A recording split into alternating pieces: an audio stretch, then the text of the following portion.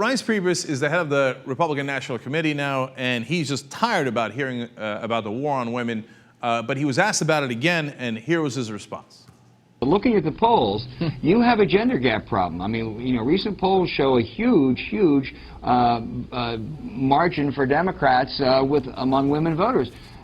How big a problem is it, and how do you close it? Well, for one thing, you know, if the Democrats said we had a war on caterpillars and every mainstream media outlet talked about the fact that Republicans have a war on caterpillars, then we'd have problems with caterpillars. I mean, the fact of the matter is it's a fiction, and this started as a war against the Vatican that this president pursued. He still hasn't answered Archbishop Dolan's issues with Obama World and Obamacare.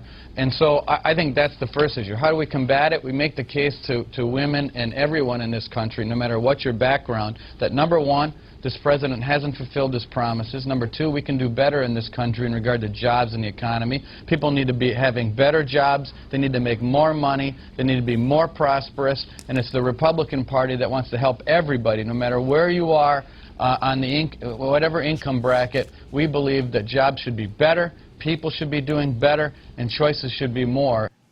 Yeah, I love that in 18 different ways. First of all, of course, Democrats are outraged, and women's groups compared us to caterpillars. All right, bring it down. On that one, I'm actually going to pardon him. Go ahead and get angry at me. You know, he's just saying, pick a thing, whatever it might be, rainbows, balloons, unicorns. The Democrats will say that we're doing a war on it, and if the media goes along, then everybody all of a sudden has that perception.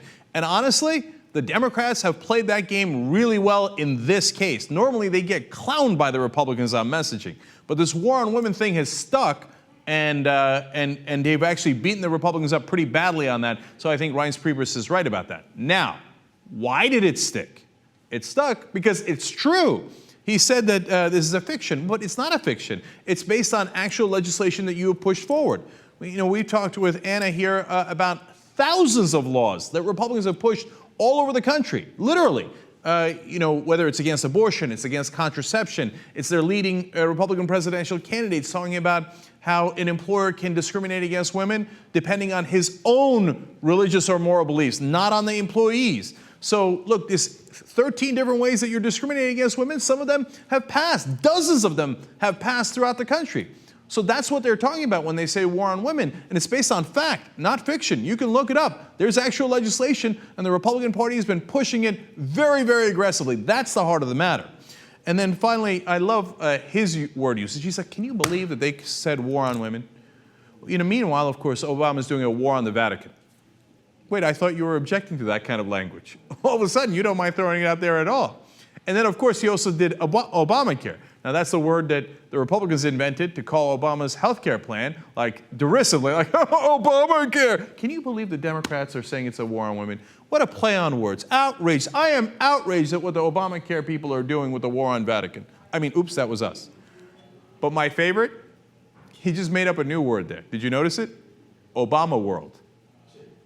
What is that? Is that where you go after you win elections?